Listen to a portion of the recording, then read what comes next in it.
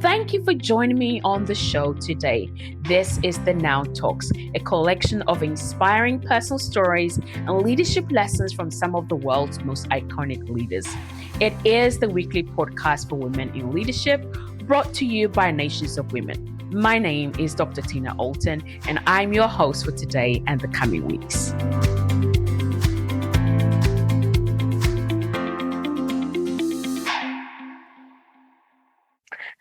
Okay, well, good morning, good afternoon, good evening to you, wherever you've joined us from today. My name is Tina Alton. For those of you that don't know me, I am the CEO and the president here at Nations of Women, and I'm thrilled and delighted to have with me one of the most inspiring and incredible leaders that I personally have the opportunity to just learn from her, glean from her. And she's one of actually the first woman who actually spoke into my life all about Nations of Women. I remember very, very clearly. It was July in 2019 in a hotel in Washington, D.C., United States of America. And it was around just after 4 p.m.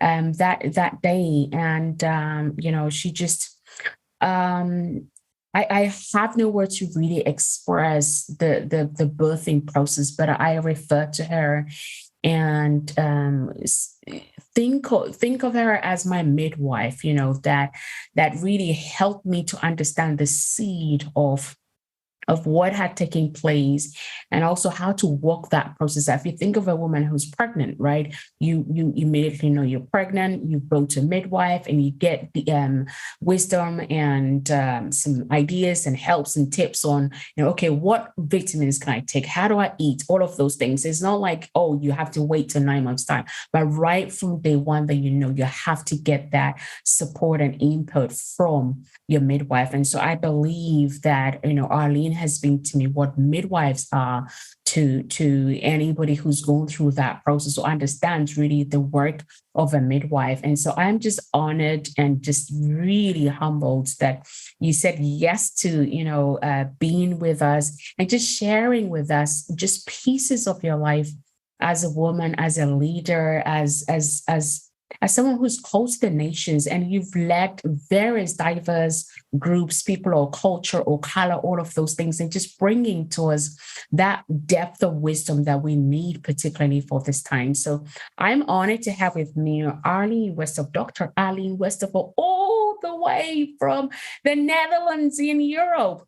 If you don't know where Europe is, go back to geography world map and find where Europe is and find the Netherlands. But you would get the opportunity to read the full bio of Arleen further down.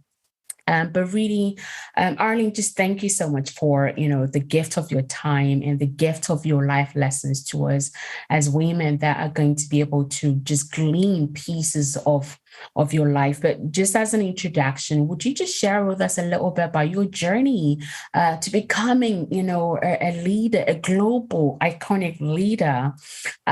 Just pieces of your life that, you would be just willing, whatever you want to share with us.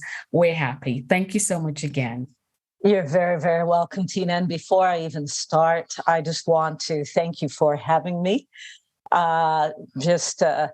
Actually, for those of you who will be reading the interview or watching the interview later, Tina herself is one of the global iconic leaders. And so, Tina, I just honor you as we get started today. Essentially, for me, I think there are a number of things that characterize my life. Number one, I think I'm more of a global citizen than a citizen of any nation in particular. Born in Jamaica in the West Indies. But when I was very, very young, before I started school, my parents moved to Toronto, Canada. And that's where I grew up. And noticing that actually that's when my journey started, the move to Toronto, Canada. Why? Because then you're kind of on your own. You're separated from a lot of family. And I don't mean that in a negative sense, because we were able to fly back and forward, but certain expectations, certain patterns of behavior that you would usually be exposed to in your family. They weren't there. And so as a result, I was able to develop new patterns of behavior. I've got to say that one of the key moments in my life was the day I met Jesus Christ. That is absolutely a key moment in my life. It was, I still remember it. I was very young, but it was like everything went from gray to technicolor in one shot. And that's also a very, very key moment. Why? Because as I started my journey with God, I started to hear his voice in my heart. And he started to talk to me about the plans he had for me, plans for greatness. But I was a young kid. I was a young Black kid in a Toronto with very, very few Black people. I think most of them were smart enough to not go to the cold regions of Toronto. So that, when I arrived in Toronto, there were so few people with my skin color that when you saw one, you crossed the road to shake their hand and to talk to them, no kidding. And so that also helped too. Why? Because all of, whether it was leaving my family and the expected patterns of behavior, or whether it was not even being able to grow up in a group that looked like me, it forced me to develop uniquely. And I still thank God today for those factors in my life. We don't have a choice about some of them, but I thank God today for some of those factors in my life. One of the things that growing up looking different from everyone else taught me was never to allow what I could achieve to be defined by others. And just to give a small example of that, when we arrived in Canada, I was 5 years old. So just starting kindergarten. And the teacher took one look at me and she didn't know anything about me, but she said, I think she's going to have a difficult time learning. And so she said, we may need to take that into account when she goes to school. What she didn't know is that in Jamaica, you could start school as soon as you were potty trained. And so I'd been in school since 2.5 years old, and it was just, I could read, I could write, I could add and subtract. And so as a result, it was interesting. One of the things that my parents taught me too was we all need somebody to have our backs. And they had my back and they said, we're not having any of this. And so all through school, every single year, I was valedictorian, the highest marks through elementary school, through secondary school. But it started right then. That was a battle, but it started right then. And it taught me to persevere, Tina. And it didn't make me bitter. It didn't make me feel sorry for myself. One of the things that my parents also taught me, and it's something that I use every day and I communicate to others too, is you can do anything you set to your mind to. And that's absolutely true. Wow, that's just, I don't have the words for it, but I think it's so, so true and so valid and important, particularly in the time and day that we're in. One of the things I've written down here is not letting what we can achieve be defined by other people. And it brings me to, this thought and idea that by the time before we're even born, at the point of being created, that we already are created and wired for good works. That is part of our DNA. That's part of our imprint. It doesn't matter the circumstances of your birth, the circumstances of your parents, circumstances of, how you were conceived. None of those matter because from the moment of creation, of conception, as a seed, you already have the blueprint and the everything it takes to do. You're equipped for good and greater works. I think, if you're listening or if you're reading, that's first thing you have to remind yourself is that I am equipped and wired for greater works.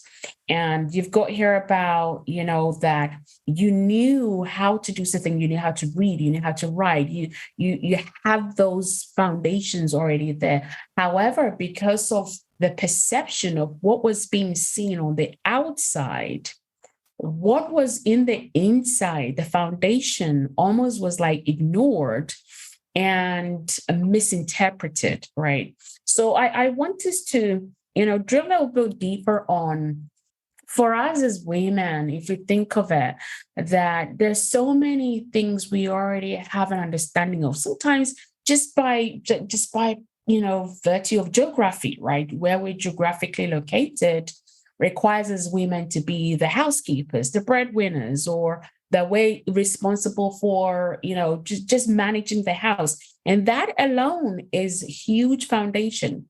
And yet its culture almost makes us think that, well, because you've been home and you're not, wearing a corporate collar, whatever it is, that you haven't got anything to contribute. So I want you to speak into, for the woman who might not necessarily be, in the corporate world, and yet what they've been able to do. Maybe they run the youth club, and therefore they're the person that, the youth look up to. Maybe they're the neighborhood grandmother that, people come to for wisdom. Maybe they're the neighborhood auntie who it's like the teenagers or the young women would come to for help instead of going to the parents. All of these things, I believe, are a huge, valuable assets that we carry as women. And yet we always look on the outside and almost let what somebody else perceive and say to determine and dictate what steps we would take next. So just thinking back to, at age 5, starting school, and they're saying, okay, we're going to take into account those. What should a woman do where somebody has actually spoken verbally to them that, well, because of your past, or because of what I know about you, or because of XYZ, that this and this, how can they even receive that? But how importantly can they dispel that and keep the focus and take the next step that is right in front of them? Tina, that's an amazing thing. And that's so important in our day and time, whether you're a woman of color or whether, there are other Goliaths that are facing you. I think the first step is to realize for yourself, they don't know what's in you. Don't ever allow yourself to feel like you are a victim. Don't slip into the victim mentality.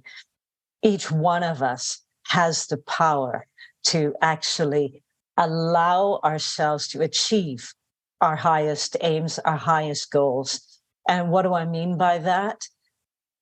I spend a lot, my goal in life is to call out the greatness that God has placed in each one of us, the absolute greatness. Tina, you talked about, me being a midwife to you. What was I doing? I was calling out the greatness that God has placed in you. And what is true greatness to everyone listening? True greatness is serving others to help them reach their potential. That's really what it's about.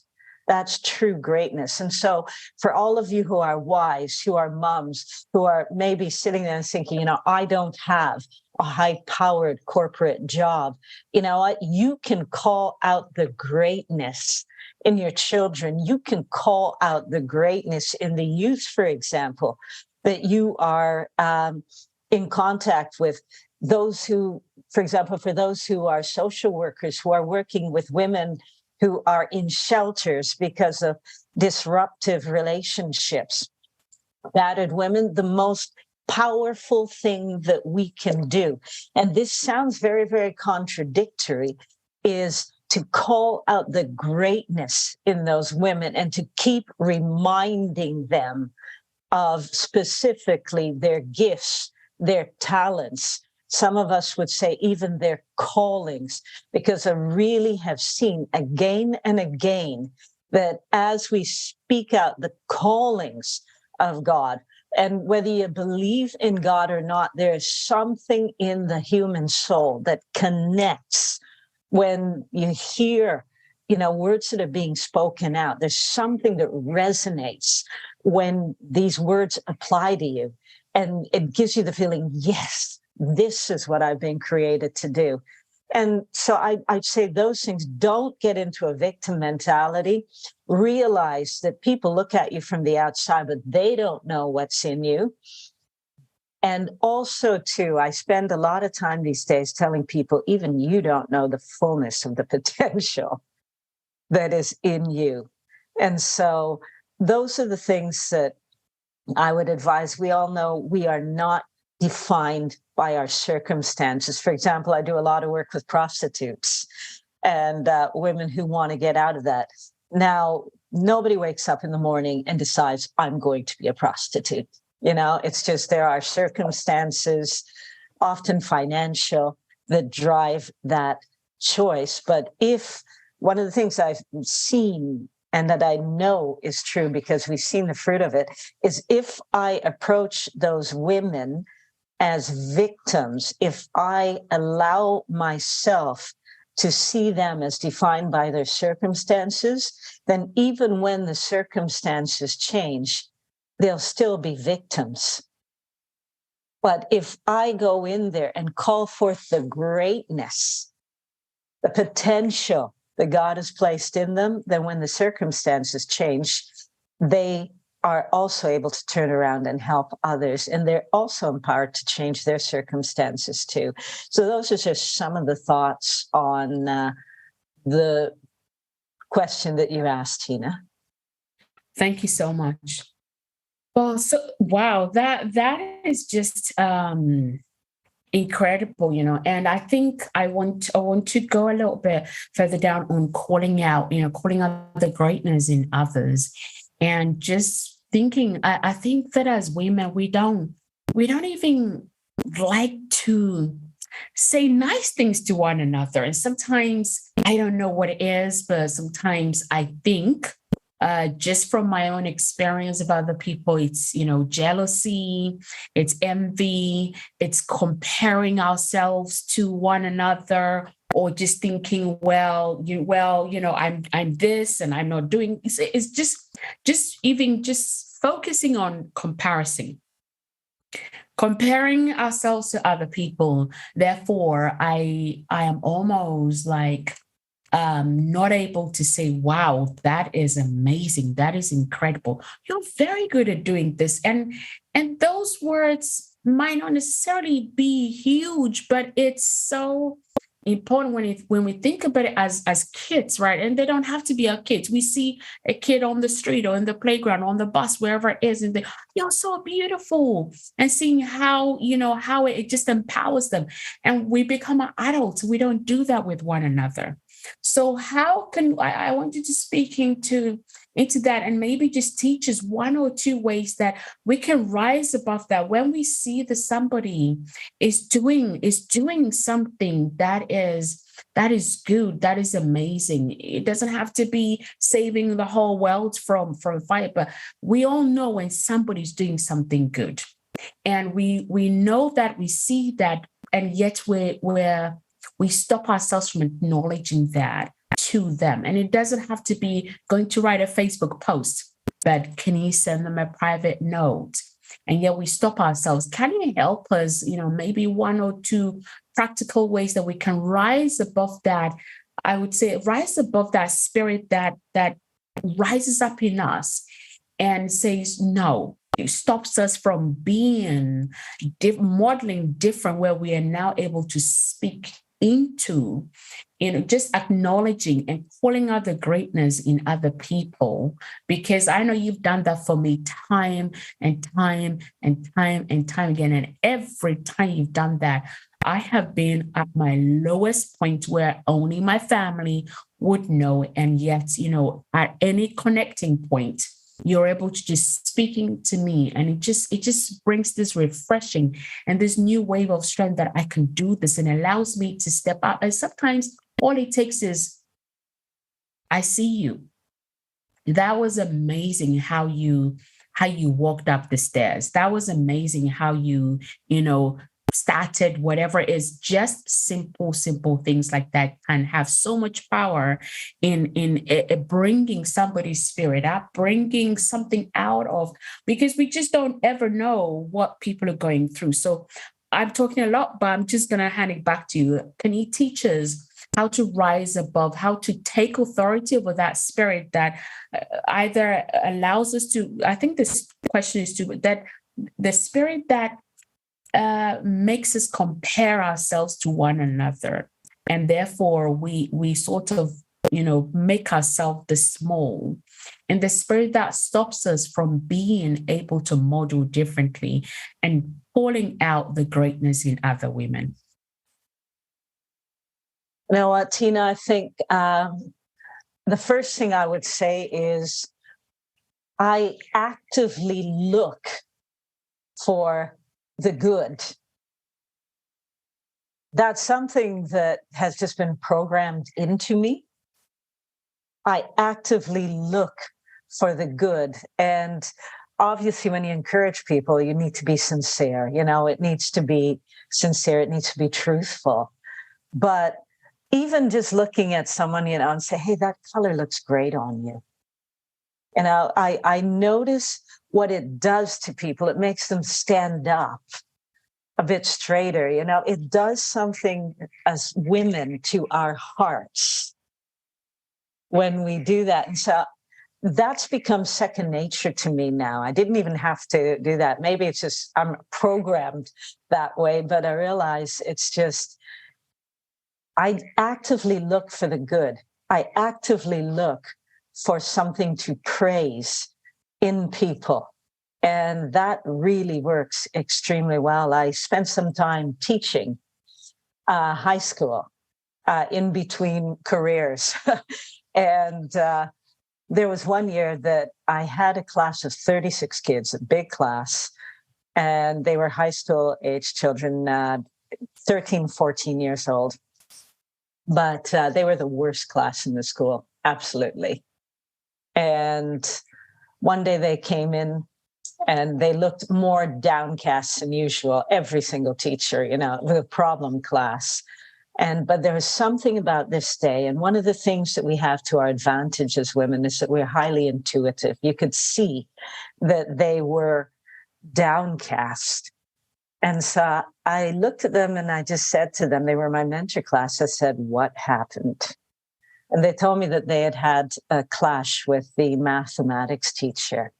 And this woman had said to them, you are the absolute worst class that I have encountered in my 35 years of teaching. Nothing will ever become of any of you. Whoa. And you could just feel that it was a knife. It was like a knife had gone through their hearts. And then one of them looked up at me quite sheepishly, and she said, or it was a young man, and he said, Miss, are we really the worst class that you've ever had? And at that point in time, that was a make or break moment, because I knew that my words would determine, to a certain extent, their future. And so I said to them,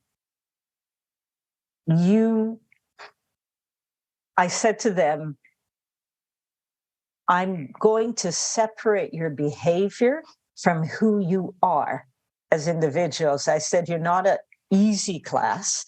But then I spent the rest of the hour that I had with them just complimenting them on what I know that they could do well, calling out their giftings, calling out their callings. And I just went one by one by one by one.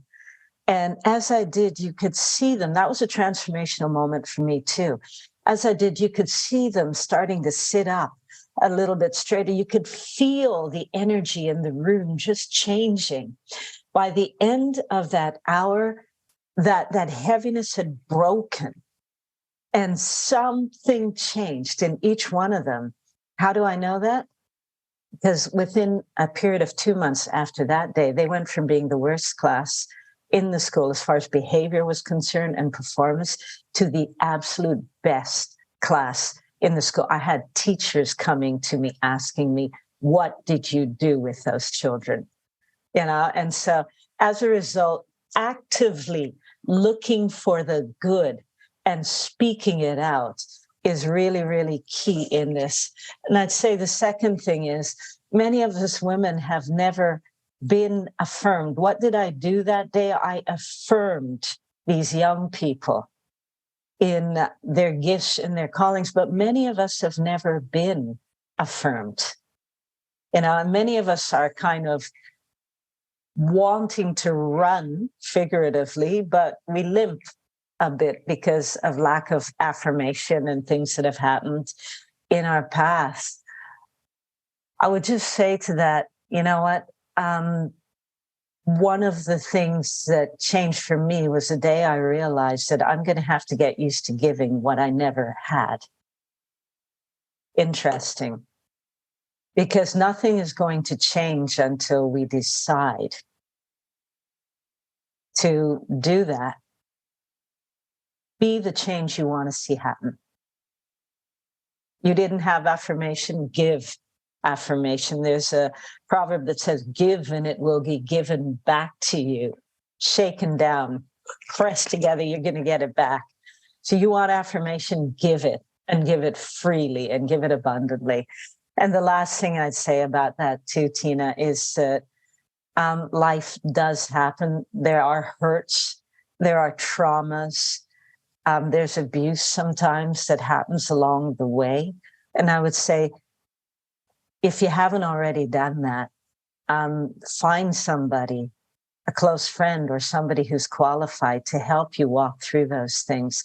I notice it gets so much easier to do that. Don't wait to start to do these things until you find some help. But if you notice that there's just some trauma that's been there in your background, as women, we tend to ignore our own emotional well-being. Don't. I notice that actually the best cure for old age is emotional healing, seriously. And I've noticed too, my life is more joyful, and I'm actually able to be much more relaxed in who I am. And I'm not threatened when others do well. I actually now can rejoice in that because I've allowed also myself to be healed of some of the things that, just dogged me when I was younger. Wow, this is really, really good. And I 100% concur with what you said about, the things that are spoken to us and how our spirit can receive that and almost be like the seat of the seat in the veil with which we then walk life, with. When I was in primary school, one of my teachers called me a name I can't even repeat on here, but the dictionary meaning is that you're stupid or obnoxious. The meaning of it is extremely unpleasant. So I went home crying and told my grandma that my teacher called me, stupid and extremely unpleasant. And she said, baby, if she knew how special you were, she would not be saying that. Let me tell you, that woman is just jealous. She just wishes she was you. That's exactly what my grandmother told me. My dad went to school and to the teacher, but that day, it could have marked my spirit. It could have marked who I could have become. But my grandmother, always affirmed me and said, Tina, there is so much more in you. There's so much more in you. There's so much you're called for. There's so much you're created for. Don't listen to these people. Don't let them. And it was just those little things that she just helped me through, whether it was a school challenges or my parents, whatever it was. She always would be like, look, just don't give your ears, don't give your mind to it. Don't. Just remember you're special. And just those were in my ears, but there was nothing special about me. It's very tiny. Yeah, it's very tiny. But it's like the best things come in tiny packages, I learned. So those little words that we can speak to people. And I love what you said about being intentionally choosing and deciding that I'm going to choose to see the best in other people. I'm going to choose to see others, for who they are, beyond their circumstances, beyond what I know about them, beyond whatever choices they've even made. I'm going to see them for who they are. And through that experience of being intentional, we're then able to speak into, even if it's simple as that color looks very good on you. That's a starting place that you can. And as you're giving what you may not have received, the affirmation you may not have received, like Arleen said, and I believe, the Bible says the same as well, that we have to be willing to, not willing, that what we use our mouth to say has so much power. We can actually kill someone by the things we say, and not necessarily physically. And some people, sadly, may have had things spoken to them that, pushed them to the edge, that it's like, it's too much for them. But really, sometimes we can be deeply hurtful with our words, that you can almost like kill the spirit of that person, the seed of them. And I see women in their 40s, in their 50s, some in their 60s that are still stuck with things that were spoken to them when they were 7, when they were 20. And I'm thinking, you're in your 40s, like 2 decades, 3 decades on, and they're still stuck. And so as you're listening and look in your community, look around you, who around you that perhaps, exhibits those I would say characteristics of wanting to be affirmed, and model that where you speak just simple things. Like Arleen said, be the change that you want to see. If you're listening or reading, be the change that you want to see, model differently, because life happens. But we can be part of the catalyst that actually begins that healing process, begins that turning around process in that person's life. So thank you so much. I want to switch back to your own life, Arleen, as an amazing global leader. It's almost easy for someone to stand and say, oh, well, but she's a global leader, and she's this, like, sometimes, oh, she's lucky or what. But I know that leadership is a huge responsibility.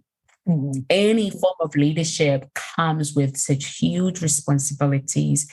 It comes with choices. Every decision that you've got to make, every choice you've got to make, how what words you use, because your words have weight. People word, and that becomes that leads to what choices and decisions they're going to make. So as a leader called to the nations, what would you say? And if you think of a giant, a Goliath that you've had to slay, um, what would that be as we learn from your life? I really want us to bring the message that it doesn't matter how high you go in your leadership, you're always going to face Goliath. But how do you face those Goliaths? Yeah. Tina, I'd have to say the biggest Goliath in my life is the fear of failure. That is absolutely the biggest Goliath in my life. And I think everyone listening can identify with that. Yes, the biggest Goliath in my life is the fear of failure. And actually, one of the ways that I cope with that is to take the step anyway. To take the step anyway. You don't become a leader, especially international, from one day to the next. And so I do believe in calling. I do believe in leading. I do believe that if we ask God to help us, one of the Proverbs says, trust in the Lord with all your heart. Do not lean on your own understanding. In all your ways acknowledge him, and he will make your path straight. And so, and just fear of failure, but also fear. That's the biggest Goliath that I've had to face in my life. And so just a number of these things, just going back, because, Yeah, it started from, I grew up in Canada. I was afraid to fly. A plane crashed close to our home. When I was 11, I decided I was not going to fly again because I saw the body bags and the pieces of people in those body bags. It leaves an impression. And yet God called me to go to China, and I had to fly to get there. Literally, friends had to come out of that plane and carry me, under the arms onto the plane because I was crying, like I was frightened. But they didn't allow me to remain in my fear. They carried me onto that plane. They helped me to face my fear. Later, when the Lord opened the doors for me to go to London to do a postdoctoral research fellowship at one of the most prestigious universities for my subject in the world, I had to fly to get there. But by that time, the fear of flying had been broken. But there were new things. I could have chosen to stay with what I knew in Canada. There were opportunities for me there, but I just felt strongly I needed to take new steps into the unknown. And that one step, that singular step, it doesn't look like such a huge step, but that singular step opened the door to me going to the Netherlands and opened the door to international influence. I didn't know it back then. I didn't decide I was going to be an influential leader on an international scale. I was just taking the steps that I saw were pushing me out of my comfort zone. And not because I was heroic, but every time I prayed, the Lord spoke to me and said, take the step. I was being obedient, not heroic. And I took those steps with knees shaking, sometimes literally knees shaking. When I arrived in Amsterdam, I literally heard an inner voice saying to me, you're home. And I had to look at the map to figure out where it was. But by that time, I was out of my comfort zone. And then I married a man who would not allow me to stay in my comfort zone. He kept pushing me out of my comfort zone. These days, risk is just normal. I don't have a comfort zone in the comfortable anymore. My comfort zone is in taking those steps. But that's now 2 or 3 decades of taking steps that push me out of my comfort zone. With regards to international leadership, you and I know each other from several things, but also what I'm doing in the economic sphere. My PhD is in chemistry, and my postdoctoral work was in semi and superconductor technology. Ladies, if you're listening to this, do not be intimidated by this. All I'm trying to say here is, I worked really hard. Determine, ladies, please, to be a woman of excellence in whatever you do. It doesn't matter what it is, do it to the best of your ability. I'm not talking about being perfectionist, but do it to the best of your ability and trust God to do the rest on that. And so that's what I've always done. I'm not the smartest. I'm not the most gifted, but I have tried to take steps of obedience. And so when, he called me into the economic sphere to change economies of nations, that was a big step. And I remember being confronted with the fear of failure because I had to moderate a meeting that I'd organized for CEOs, for academics, and for politicians and ministers in governments. And it's one thing to fail on a small level, but it's another thing to fail on an international scale. That was a new level of fear. And I'm not kidding. My legs were shaking. But what helped? I took the steps anyway. You don't take that kind of step first. What helped me to take that big step was that I'd been used to stepping out of my comfort zone for years before that. And I would say, Tina, our comfort zones can be the biggest enemy to realizing the potential that is in our lives. For those of you who are not religious, I'll say it that way. For those of you who are, I'd say our comfort zones are the absolute enemy of realizing the potential that God has placed in our lives. And I also say very, very, very much, do not allow those who will encourage you to settle in your comfort zone to come into your inner circle of friends. When Dick, my husband, and I married, we made a promise to each other that we would push, pull, carry, or drag each other if we needed to be the best that we could be. And he has kept his promise to me, and I have tried to keep my promise to him.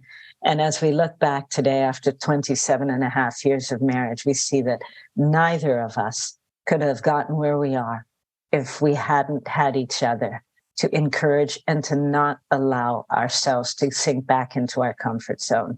So many people talk about things needing to be a safe space. I know what they mean, but on the other hand, safety doesn't mean that you won't be challenged. Let's just put it like that. Run with women, ladies, who will challenge you, who will believe in you, who will pick you up when you fall down, but not allow you to stay there. Wow, that is profound. Absolutely profound. Just to go back is that, as if you're a believer, I mean, just going back a bit, as leaders, fear is always going to, you're going to be confronted with things that perhaps are new, or you have to spearhead. You have to, like, there's always going to be challenges everywhere. And challenges sometimes can come, the baggage or the luggage the challenges come with sometimes is fear. So if you're a believer and you're feeling afraid for what, the next step you're going to take, whatever it is, then ask God for help. If you're not a believer, find, those people that see who you are. They understand the heart of who you are, and allow them to challenge you, allow them to push you, allow them to drag, kick, or whatever it is that you require. But no matter what, under no circumstance should you remain in your fear. And your comfort zone is always going to be your absolute enemy to realizing your biggest potential. That was profound for me. And, safety doesn't mean that you won't be challenged. That's like, wow. I mean, isn't it so true that there's always this running towards, well, I need a safe place. And so we bind with those that are same as that, particularly, if I think for me as a woman of faith, I see it in the law, people who are faith is like, we just want to track with same. But how can you stretch if you're only in the same? So please take it from Arleen, find people find people and allow them to fulfill the purpose for which they're in your life. That is stretching you, that is challenging you, that is calling you out, that is holding you accountable, that is speaking, life, that's affirming you, empowering, and you equally can't just wish or pray for people like that in your life if you're not going to be one. You have to be also a woman that affirms other women. You also have to be the woman that, pushes other women, stretches other women. You are able to hold other people accountable. You have to be for one another that which you desire and wish for somebody else to be in your life. So I'm really mindful of time, and I want to honor, the gift of your time. But I want us to, if it's okay with you, just go a little bit into, your work in economics. And actually, before that, you said you're not the smartest, but to my 16-year-old, you're the smartest woman she's ever met. I'm still trying to, I know her I just think you need to kind of like rethink that whole. But I'm still trying to convince her. But to my 16-year-old daughter, you're the smartest woman she's ever met. It's like, yeah, Yeah. oh, mama, like she's the smartest ever. So to the 16-year-old, you are. So I'm not gonna stop her from thinking that, but just wanted to, pop that in there for you. But you know what, Tina, before you go on, it's just when I was working on my PhD, and I had to work really hard, pray really hard, work really hard. I thought the day I got it, that I would know everything, that I would be truly smart. And the day I got it, I realized how little I absolutely knew, in the sense, I knew a lot about one tiny, tiny little area, but I started to see the big picture, and that keeps you humble. To know it's just, you can know a lot, but you're never there'll always be people who know more than you. And that's actually a good thing. It keeps you on your toes. Thank you. And now you've given me hope. I'm gonna tell my daughter, yes, Arleen might be the smartest woman but you know what? If you are humble, you would know that there is something you can learn from me too. Amen. Yes, Tina. Thank you for that. Absolutely. I wanted to share with us your work on economics because I do believe for women as leaders, we have the opportunity to use the influence we have as leaders to make a change.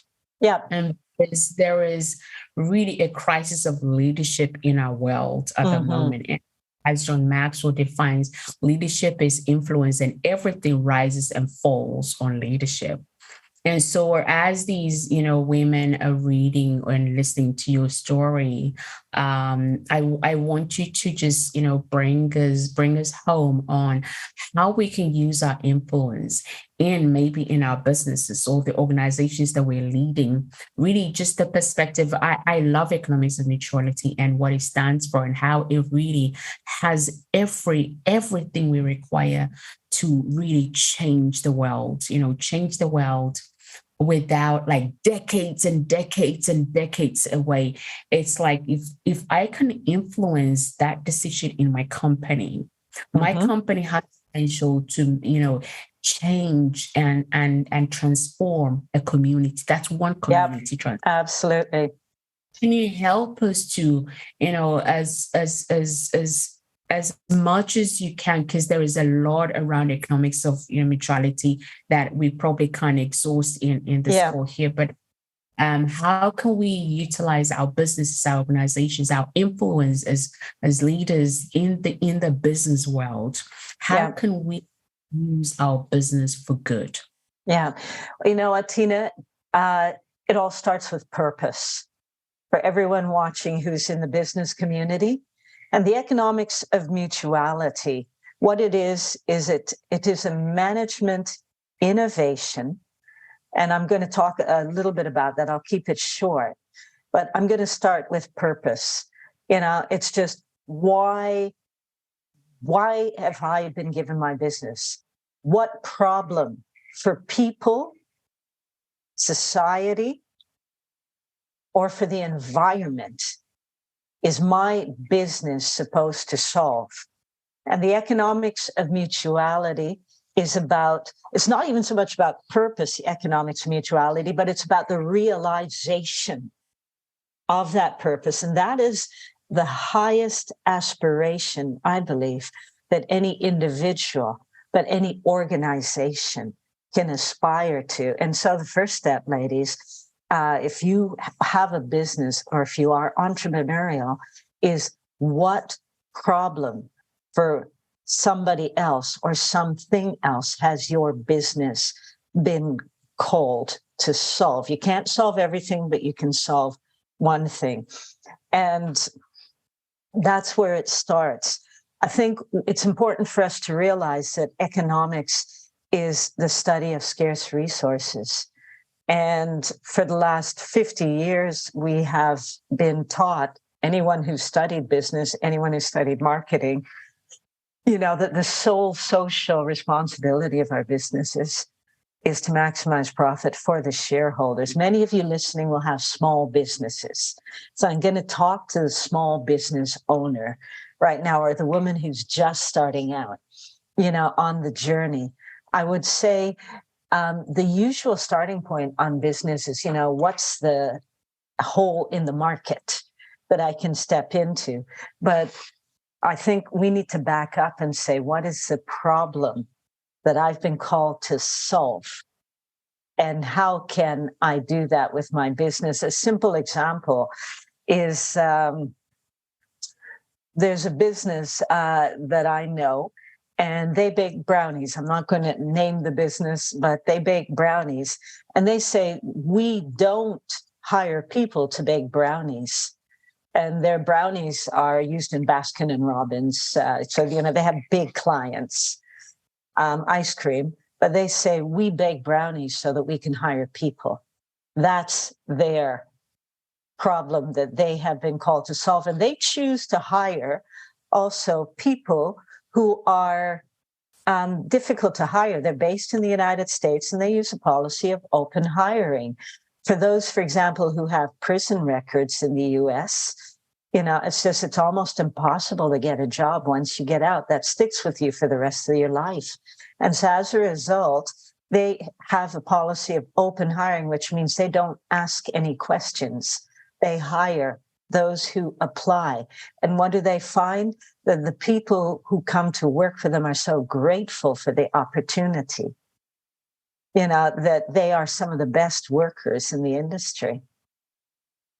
And so that's a simple example.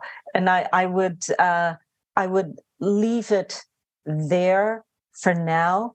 One of the reasons why, however, I am committed to the economics of mutuality is that business is going to have to get in the game to help to solve some of the problems of society that we're facing right now. These problems are too great for just government alone.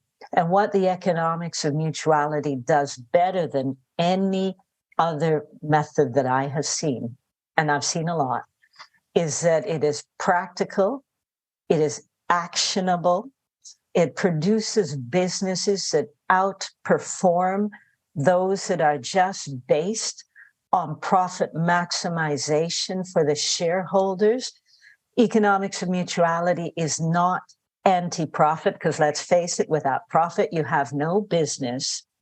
However, I'm all about healthy businesses that actually are able to act as a force for good in reality, to see change come, whether it's in a small community or a larger community, in the sphere that your business influences.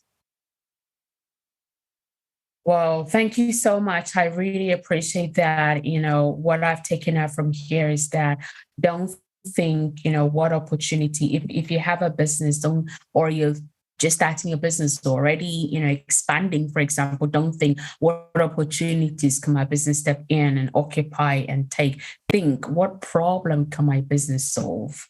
Use Tina, your business. Sorry to interrupt. Can I just use one more example? I think that'll speak to your ladies too. Okay. A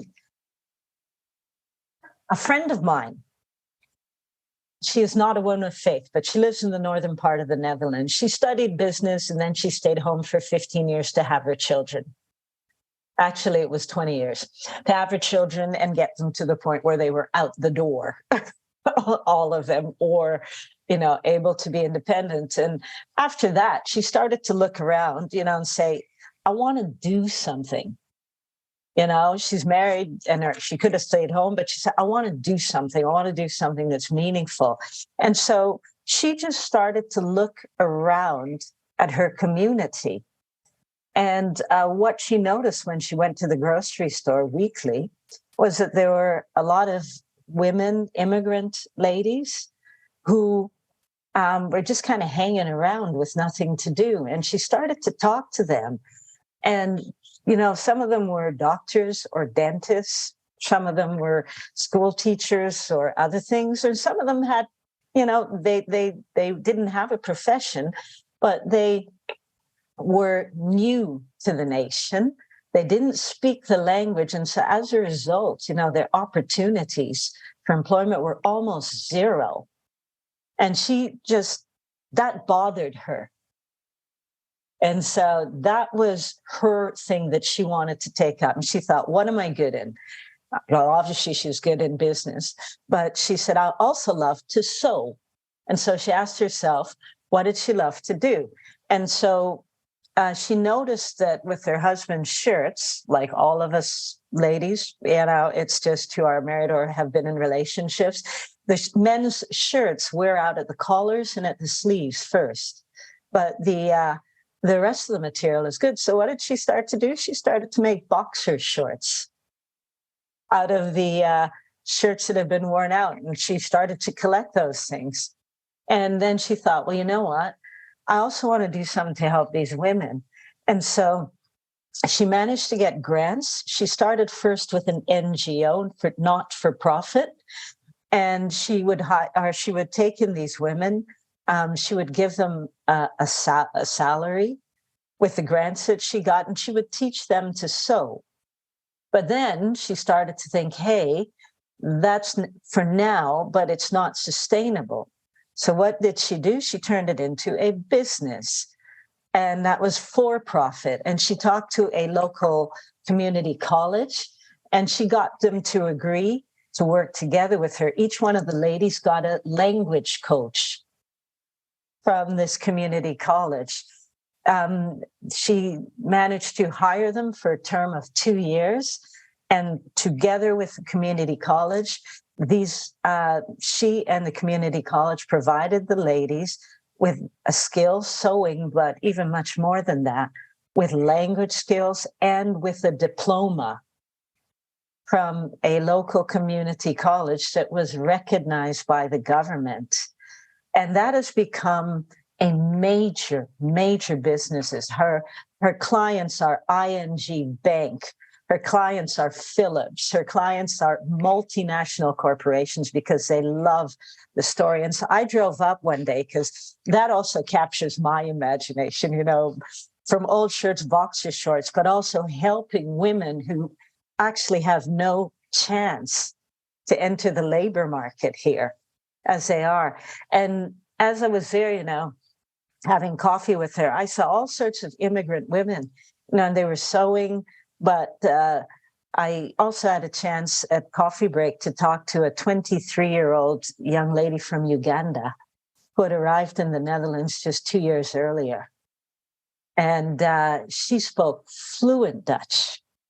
She'd just been accepted into a law degree at the university in the north of the Netherlands.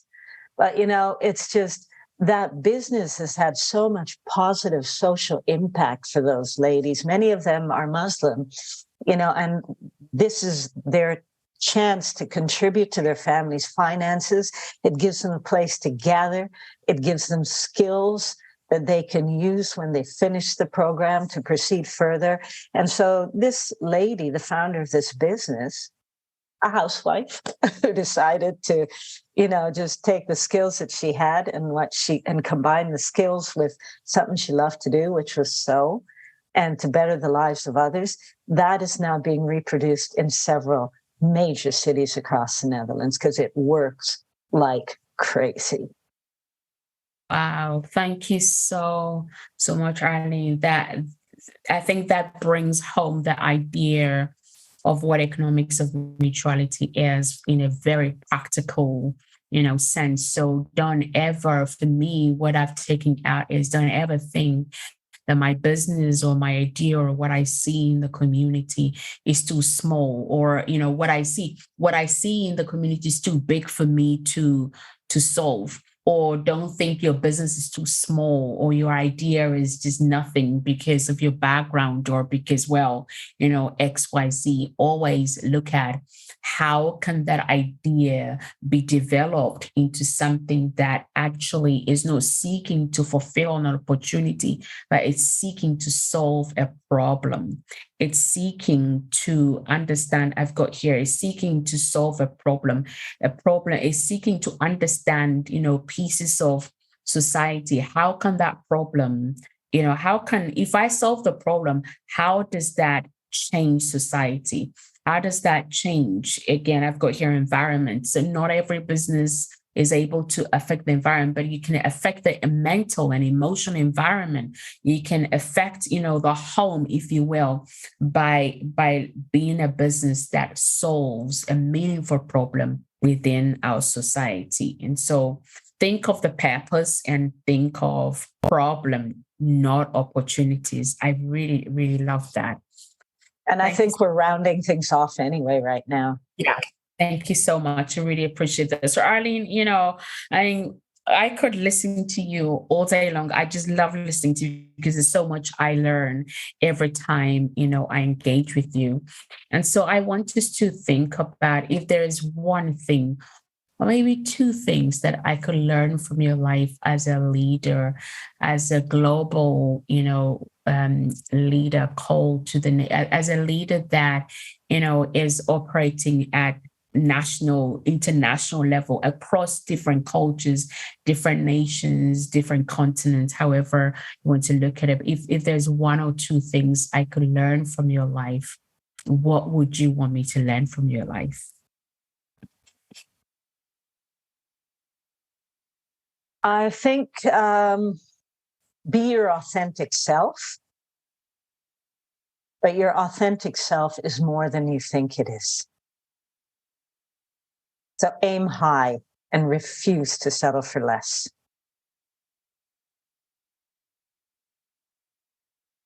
And actually, let's take the step. Take the step. Because if you do that prayerfully, you'll be surprised at the things you see materialize. And even when we think we fail,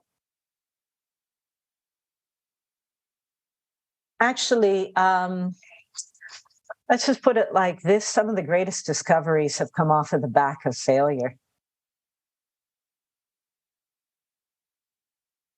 So don't give up. Just don't give up, ladies. Don't give up. And I would almost say, let's just put it like this. I know that the world says, don't, believe in yourself. I don't believe in myself. I believe in someone greater than myself. And as I try to make him great by serving people, he opens doors.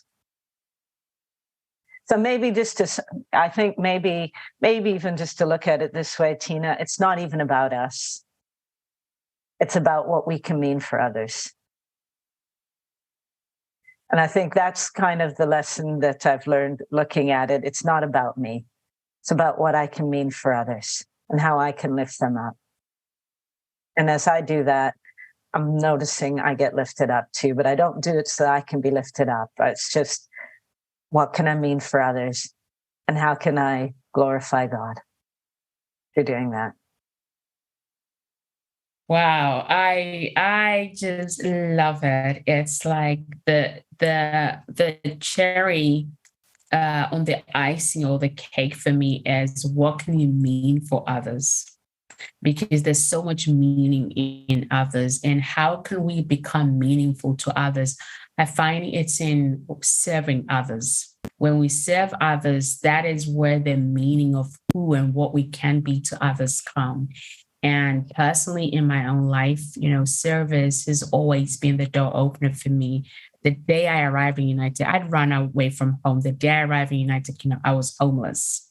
So it took a friend of a friend of a friend. I went to the grandma, Auntie Rose, and it was like, I will clean, I'll do this. And out of that, shortly into my stay, she calls me. In Africa, they call your full name. It's not a compliment. You're in trouble. It's like, Ernestina. It's like, oh, Lord, you gotta help me. I was like, I need to talk to you. Just like, nobody has served me the way you have, not even my family.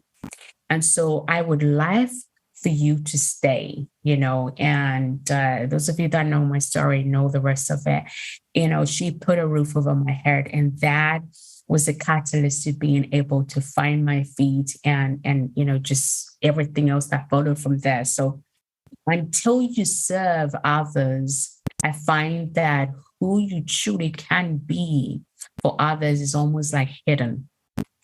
Serving others is the seed that brings the harvest, brings the harvest and brings the glory to God as well. You talked about, others say believe in yourself, and we believe in God as women of faith. And I do believe that every one of us have faith of some sort. When you switch a light on, you have faith that, there's no like electricity to come or the tap. Well, I know there is war and things like that. So those things, but the thing is that we all have faith of some sort. I don't know what your faith is. And I'm not selling you my faith, but whatever it is, I think believing in yourself is almost a recipe for disaster, because we're not of ourselves. There's always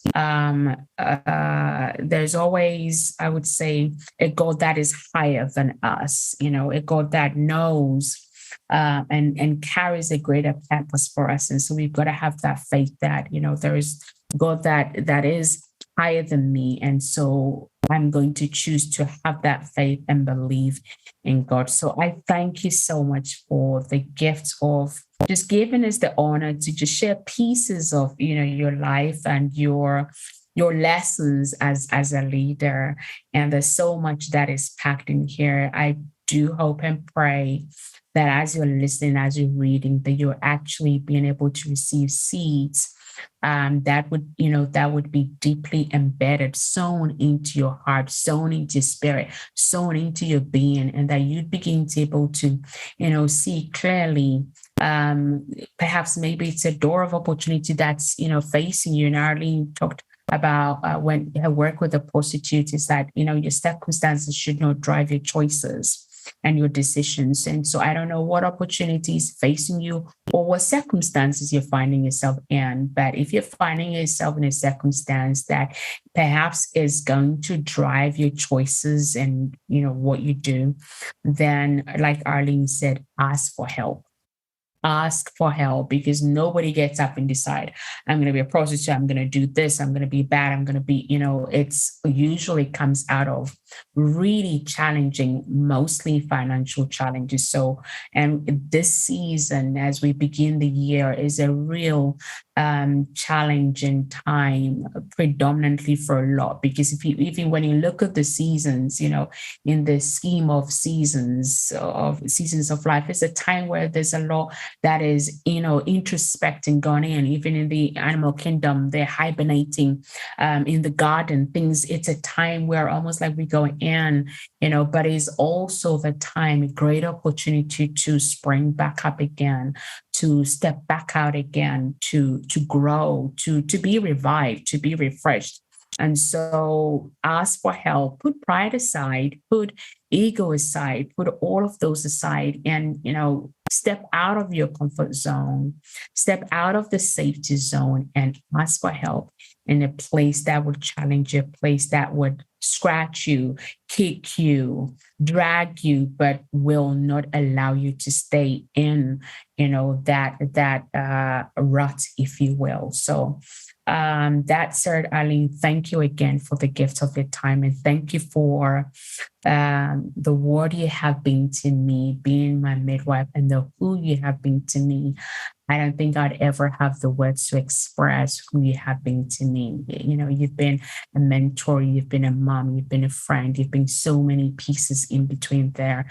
But one thing I know is that you've always been a consistent sound voice in my life, and that at every time you've spoken into my life has, been a catalyst for my next. So thank you for being that woman to me. And I hope that everybody that's listening, that you would also feel that, as in your spirit, as you're listening to this conversation, that the voice of Arleen would begin to speak into some of these areas in your life. And you'd have Arleen's details. She offers mentoring programs and, training business leaders, all of those things. You find all that information. Please reach out and ask for help. There is so much that is available to you. Arleen said, be your authentic self, but there, like you would not even be able to fully grasp the potential of who you are And we all need that somebody that helps us to catch glimpses of our fullest potential. So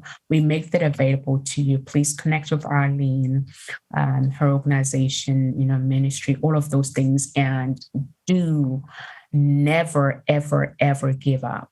Remember that as leaders, you'd always have challenges, there'd always be Goliaths. But as you focus, as you trust, as you believe, as you walk in faith and take this next step and the next step and the next step, you will slay your giants. So that said, thank you again. And until we come your way next time, I hope this has been a huge blessing to you wherever you are.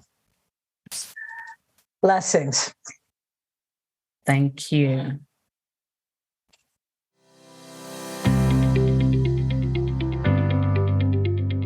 And that's all for this week. You've been listening to Dr. Tina Alton with the Now Talks, the weekly podcast for women in leadership, brought to you by Nations of Women. All that remains is for me to say have a fantastic week, stay safe, and reach out if you need any help now at nationsofwomen.com. Until next time, enjoy the pursuit of your potential, and remember, now is your time.